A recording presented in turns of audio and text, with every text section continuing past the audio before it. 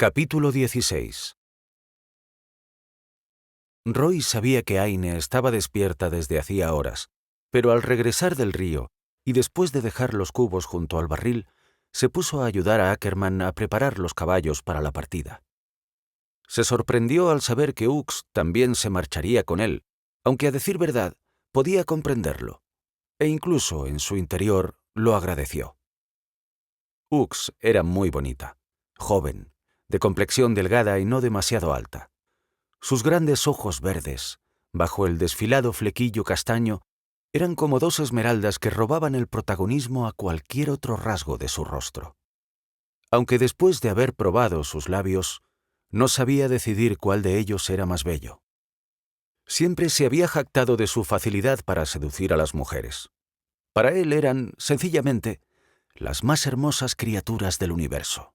Sin embargo, no se sentía especialmente orgulloso de lo sucedido cerca del barril de agua. Si bien al principio le pareció gracioso cuando la notó tan inexperta en aquellas lides, debió actuar como la voz de la razón y detenerla en el momento en que se lanzó a besarlo. A fin de cuentas, una mala interpretación del momento por parte de alguien que pudiese haberlos visto podría meterlo en problemas. Apenas había conocido a esa gente y ya estaba involucrado en un lío de faldas. Era consciente de que ahora era un fugitivo que hasta cierto punto dependía de la hospitalidad de Ackerman y los suyos, por lo que más le convenía controlarse. Y ahora, además, no solo se había entrometido entre Aine y Lihan, sino que había besado a su hermana, y sabía perfectamente que, si se enteraba, podría complicarse su situación con quienes lo acogían. Al menos todo se quedó en un inocente beso. No quiso pensar en qué habría pasado si Ackerman no les hubiese interrumpido. Tenía la impresión de que haber llevado su acercamiento a Hux un poco más lejos habría sido un enorme error, no muy diferente de cuando se había visto enredado entre las faldas de esposas ajenas. Desde que se había cruzado con Hux, había pensado que era una muchacha hermosa, pero no lo había afectado tanto como lo hacía Aine. En esos momentos, sentía como si, de un modo ridículo, hubiese traicionado los novedosos sentimientos que lo asaltaban cada vez que se encontraba junto a la joven herida. Aine lo dejaba literalmente sin habla. Jamás se había visto en una situación ni siquiera parecida, y por eso le resultaba perturbadora y a la vez fascinante. Sin embargo, no entró en la cabaña hasta que Ackerman y Hux se marcharon casi al anochecer. Afuera, y teniendo algo que hacer, pudo manejar el asunto sin muchas dificultades, pero no estaba seguro de que hubiera podido hacerlo en el caso de que Hux se hubiese quedado. En ese caso, probablemente habría preferido esconder la cabeza en la tierra para aislarse de la realidad que lo circundaba. Una hora después, y tras cortar algo de leña, dejó el hacha junto a la chimenea y acompañó a Lihan y Enelin alrededor de la mesa donde todavía reposaba Aine, ya incorporada con ayuda de una manta enrollada colocada tras su espalda, para compartir una modesta cena que le supo a gloria. «No me había dado cuenta del hambre que tenía hasta que he empezado a comer», comentó después de tragar el último bocado de un improvisado guiso de verduras. «Gracias, Enelin. Estaba delicioso». «Sí que lo estaba», añadió Lihan. «Bueno, no es para tanto», respondió la Cantia con humildad. «Es cierto. Me ha recordado a los platos de mi infancia», afirmó Aine con cierta complicidad. «Estoy segura de que tú también sabes hacerlo. Solo es cuestión de añadir las especias adecuadas», dijo con cariño, mientras daba unos suaves toques sobre su mano y se levantó para retirar los cuencos que habían usado. «Cuando os reunáis con Ackerman y Hux en casa de Sir Robert, quizá Catherine os prepare otro delicioso guiso de venado. Yo misma le enseñé a cocinarlo. Mientras tanto, debes terminar de recuperar tus fuerzas durante este par de días antes de partir». Mientras la Cantia preparaba el tratamiento que Aine debía tomar cada cierto tiempo, según le había explicado ella misma, mantuvieron una animada charla con la que recibió alguna que otra sonrisa de la muchacha, aunque se percibía claramente su preocupación por el bienestar de su hermano pequeño. «Seguro que está bien», le dijo. «Sí, Aine, seguro que lo está», añadió Lihan, que apenas había participado en la conversación. Durante los minutos que permanecieron dentro de la cabaña, él había notado al muchacho más resentido de lo habitual. Le había quedado muy claro que mientras Aine estuviese entre ambos, jamás llegarían a ser amigos. Pero creyó que durante el transcurso de la noche anterior y la mañana de aquel mismo día se había establecido una especie de tregua entre ellos. «Vamos, cariño, veamos cómo está esa herida antes de darte esto», dijo Enelin a Aine, ya junto a ellos y con una botellita en la mano. Aine miró a ambos con una súplica en sus ojos que la Cantia captó de inmediato. «¿Por qué no salís un rato al porche, chicos?» Lihan fue el primero en salir y él lo siguió. Tras cerrar la puerta y apoyar la espalda en ella, lo observó caminar de un extremo del porche al otro.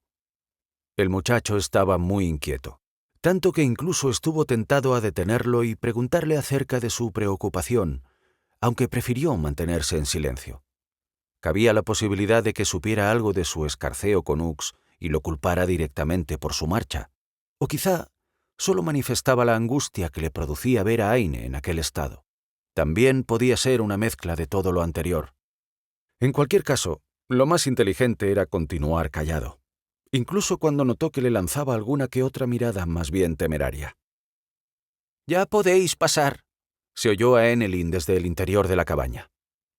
Dejó que fuese Lihan el primero en traspasar la puerta para regresar al interior. En cierto modo, comprendía al muchacho y hasta sentía algo parecido a los remordimientos, no por el hecho en sí mismo, sino por quién era Ux y lo que Aine significaba para él. Después de todo, y aunque un poco forzados por la situación, le habían abierto las puertas de su casa. Apoyado en el marco, lo observó caminar hacia Aine e interesarse por su bienestar. «Estoy mucho mejor. Pronto estaré en forma», respondió ella abarcándolo a él también con la mirada mientras recogía un saquito con varias redomas más de manos de la Cantia. «Ahora tienes que descansar», explicó Enelin. «Este tratamiento da un poco de sueño al principio, hasta que tu cuerpo se acostumbra. Yo debo quedarme con ella», informó a todos, «para asegurarme de que funciona como es debido. Pero no estaría de más que uno de vosotros hiciera guardia esta noche». «Yo lo haré», se ofreció él. «De eso nada», lo contradijo Lihan. «La haré yo». Resuelto a evitar que se produjera una discusión delante de Aine y salieran a la luz detalles de su vida que pudieran perjudicarlo frente a sus ojos, se encogió de hombros y se apartó para dejarlo salir. Lihan le dedicó otra mirada incendiaria al pasar a su lado. Él se adelantó un paso y dejó que su compañero cerrara a su espalda. Daceburg caminó sin prisa atravesando la plaza de armas en dirección al palacio pastoral. A pesar de que se notaba el avance del otoño, la temperatura era todavía agradable y el paseo no le resultó tan pesado como en otras ocasiones. Soplaba viento templado desde el sur, tan suave que apenas movía la hojarasca que desde hacía días se acumulaba en los rincones y recovecos, aunque, a decir verdad, lo que mantenía una constante e invariable sonrisa en sus labios era la magistral forma en que había conducido al rey a su terreno. Satisfecho y orgulloso, suspiró y llenó los pulmones con ese aire sereno, queriendo adivinar en él matices de triunfo sobre sus enemigos o aquellos que representaban una amenaza que pudiera poner en peligro todo el plan que había urdido con meticuloso esmero. «La chica Arden, ¿eh?», comentó Volken, que hasta el momento había estado caminando a su lado por completo, ensimismado en sus cavilaciones. «Yo habría optado por aplastar la cabeza del padre sin contemplaciones». Daceburg puso los ojos en blanco al oírlo. «Hacer algo tan drástico solo serviría para echarnos encima a la Guardia Real y a la Orden de la Mira al completo», explicó. «Como soldado, deberías saber que una buena táctica puede hacerte ganar una batalla sin que sea necesario combatir en ella». «Pero se pierde la grandeza de la contienda, eminencia. La belleza de dos guerreros que se miden en fuerza y destreza junto con la satisfacción de vencer a la muerte. Eidel, el verdugo, sabe que ardo en deseos de machacar a ese estirado». «Tranquilo, Volken. Me encargaré de que no le quepa duda de que he sido yo quien lo ha organizado todo». sé que montará en cólera y de esa guisa vendrá a pedirme explicaciones, o quién sabe si algo más. Así que tendrás tu oportunidad cuando debas defender mi vida de su ataque de locura», dijo al tiempo que recordaba su encuentro de aquella misma mañana, cuando ese presuntuoso no dudó en ir a cuestionarle acerca de la desaparición del carro que debía transportar a la bruja. Lo había subestimado al verter acusaciones sobre su persona sin ningún pudor. Él no cometería el mismo error. «¿Cree que intentará matarlo?» «Eso es irrelevante», dijo Dazebur, haciendo un leve gesto de desdén con la mano. «El caso es que vendrá, y tú tendrás que defenderme, aplastándole la cabeza, si gustas». «Es usted un envidiable estratega, Eminencia». «Bueno, quizá por eso cada uno de nosotros ocupa el cargo que merece. Saber o no resolver cuestiones como esta explica el papel que algunos termináis desempeñando en la vida». Aine sintió cómo la somnolencia se adueñaba de ella mientras veía a Enelin cortar los tallos y las raíces de diferentes plantas. Roy se había acomodado en el único sillón del salón, muy cerca de la puerta, y aunque trataba de no dejarse vencer por el sueño, cabeceaba una y otra vez sin conseguirlo. Antes de abandonarse al descanso, dedicó un último pensamiento a Lihan, quien debía de estar fuera enroscado en la manta que la Cantia le había ofrecido minutos antes, al notar que la temperatura descendía. Se sentía inmensamente agradecida y se preguntó qué clase de bien habría hecho ella para merecer tanto cariño y cuidados de aquellas personas. Prometió que devolvería con creces la atención en cuanto le fuera posible. Con un último vistazo a la noche a través de la ventana, cerró los párpados y se dispuso a dejarse llevar por el sueño cada vez más pesado e insistente, tal como le había advertido Enelin. Sin embargo, y aunque lo intentó, algo en su mente no la dejó conciliarlo. Al principio notó un minúsculo hormigueo en la herida que fue creciendo en intensidad, lentamente, hasta ser alarmante. Entonces, supo con claridad lo que quería decir. Abrió los ojos y se incorporó de golpe. «Ya está aquí», anunció. Enelin la miró con los ojos desorbitados, justo en el mismo instante en que la puerta salió despedida de su ajuste con los goznes reventados. En el hueco que dejó, una bruja de buena estatura y entrada en carnes sostenía sin esfuerzo a Lihan sujeto por el cuello. Este boqueaba intentando por todos los medios aspirar algo de aire, pero el grillete que formaban los dedos alrededor de su gaznate era de puro acero. El fuerte viento nocturno empujaba el cabello de la vieja desde atrás e impedía que pudieran ver sus rasgos con claridad, pero sí notaron que los miró a cada uno de ellos antes de lanzar a Lihan al interior de la cabaña con una fuerza extraordinaria. El muchacho cayó al suelo como un fardo, y Roy corrió en su auxilio. Volteándolo, le levantó la cabeza para ayudarlo a respirar. «Solo venimos por la joven Cantia», dijo señalándola a ella con un movimiento de su fea cabeza. «Si no os la entregáis, no haremos daño a nadie». «¡Miente!», logró mascullar Lihan entre toses. «Os hemos dejado vivir como muestra de buena fe», alegó la arpía con tono acusador. Aine vio que Lihan negaba categóricamente con la cabeza hacia Roy y que el pelirrojo no se lo pensaba dos veces antes de levantarse y arremeter contra la bruja con furia. Esta solo tuvo que moverse hacia un lado al tiempo que desplazaba un pie para interponerlo en su camino. Roy tropezó, hecho que aumentó su inercia para terminar golpeándose violentamente la cabeza contra el marco del vano de la puerta. Toda la cabaña tembló por el impacto y el joven se derrumbó en el suelo. El corazón de Aine latía frenético y lo sintió sobresaltarse de terror en el momento en que vio que no volvía a moverse. Ni siquiera cuando la bruja dio un paso en su dirección, ella pudo apartar los ojos del cuerpo del pelirrojo. Solo el movimiento de Enelin, al interponerse entre ellas, la sacó de su pavoroso lapso. «No dejaré que...» La experimentada Cantia no pudo terminar su frase, pues la maldita y gorda vieja lanzó un zarpazo con sus envenenadas garras y la ensartó por las costillas a la vez que la apartaba de su camino. Mientras la bruja echaba un último vistazo a la dulce Enelin y escupía sobre ella con evidente desprecio, Aine tanteó tras de sí en busca de algo que pudiera servirle como arma sin lograr encontrar nada.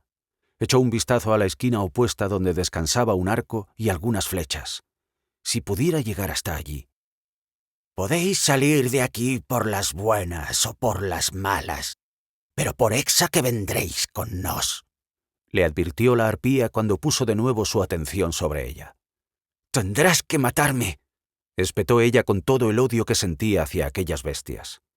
Esa decisión no está en nuestras manos, respondió mientras se cernía sobre su cuerpo. Aunque trató de impedirlo, sintió los largos, helados y asquerosos dedos mortecinos cerrarse alrededor de su cuello. Intentó desasirse con todas sus fuerzas mientras probaba a colar los pulgares bajo sus meñiques para obligarla a que la soltara. Viendo que no lo conseguía, la sujetó por los brazos, pateó, se revolvió y golpeó cuanto pudo, mas no consiguió que la vieja aflojara el agarre. Abrió la boca y aspiró, pero ni un solo hilo de aire penetró a través de su constreñida garganta. Echó mano de todas sus energías, pero éstas se encontraban todavía mermadas debido al brebaje que necesitaba para combatir el vínculo. Fue consciente de que estaba perdiendo la batalla cuando un golpe de calor arrasó su rostro y su visión comenzó a nublarse por la asfixia. Sintió que comenzaba a desvanecerse, que su conciencia la abandonaba con un último adiós a su pequeño hermano, cuando vio por encima del hombro de la vieja cómo una silla tomaba altura antes de estrellarse sobre su espalda. La soltó cuando el mueble se hizo pedazos por el impacto. Mientras intentaba recuperar el aliento y un acceso de tos arrasaba todo su sistema respiratorio, Lihan cargó contra la bruja. Logró hacerla trastabillar, y ambos cayeron sobre la mesa donde ella se encontraba aún medio tumbada. Las patas se resquebrajaron por el exceso de peso y se vino abajo. La arpía rugió de frustración y, rodando sobre sí misma, se sentó ahorcajada sobre Lihan mientras lo sujetaba por la cabeza. Usando sus manos como una prensa y con el rictus enloquecido, apretó con saña el cráneo del muchacho con la intención de aplastarlo. Aunque Lihan continuó golpeándola en el pecho, sus intentos por aplicar la fuerza necesaria para repelerla fueron simplemente inútiles. «¡No!», gritó Aine mientras lo oía chillar y buscaba desesperada algo con lo que presentar batalla. Al fin, entre astillas, tablones y pedazos de barro y loza resquebrajada, sus dedos tropezaron con el cuchillo que había estado usando la Cantia. Se incorporó y con un ágil movimiento en arco y en sentido ascendente, hundió la afilada hoja en el corazón de la bruja y lo atravesó. Sus ojos, tan moribundos como su carne, se abrieron desconcertados antes de soltar a Lihan. El tiempo se paró un instante mientras los miraba a ambos alternativamente, aún con aquel gesto de estupor y un hilillo de sangre que resbalaba por la comisura de sus desecados labios. Alzó una mano en dirección a ella, todavía obligada a cumplir con la premisa de llevarla consigo, pero se arrastró hacia atrás para impedir que la tocara. Sin saber muy bien de dónde sacaba las energías, vio que la bruja se alzaba de nuevo y, sujetando el mango de la daga con una mano, la extrajo de un tirón. Tan absorta quedó ante la perversa sonrisa que se dibujó en sus sangrantes labios, que no percibió que otra silueta se alzaba detrás hasta que el brillo del acero captó su atención. El hacha empuñada por Roy se movió veloz sobre el hombro de la bruja y seccionó la cabeza de un certero y potente movimiento, separándola por completo del tronco.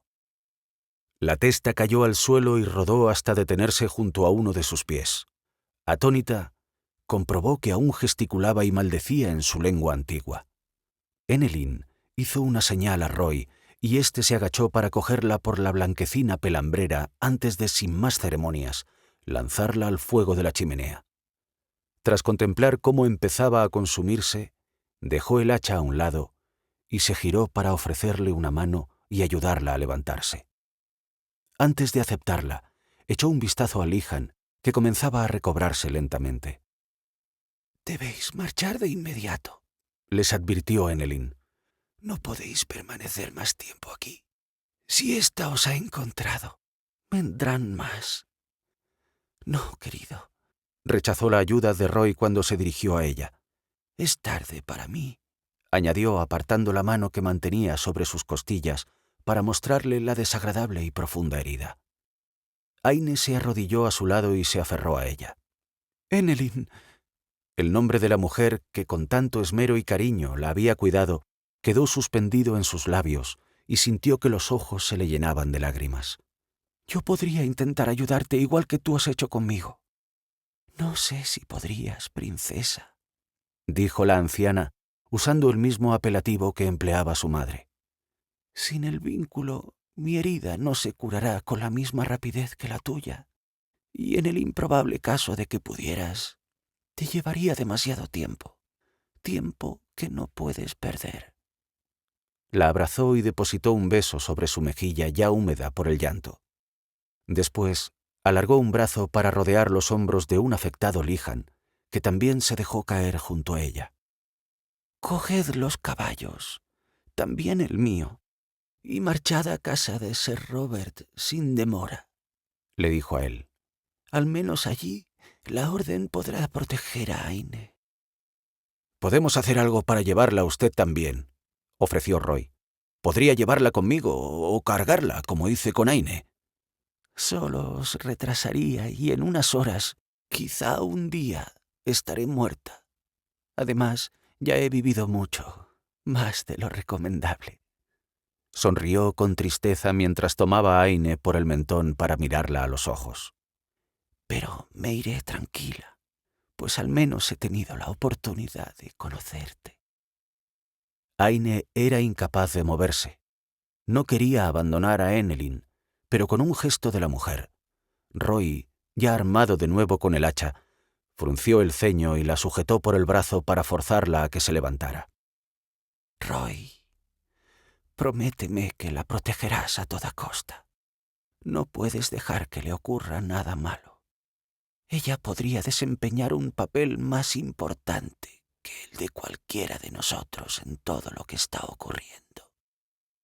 El pelirrojo asintió con seriedad. «Los dioses sabrán recompensarte. Vamos», volvió a decir la anciana. «marchaos ya, sin mirar atrás».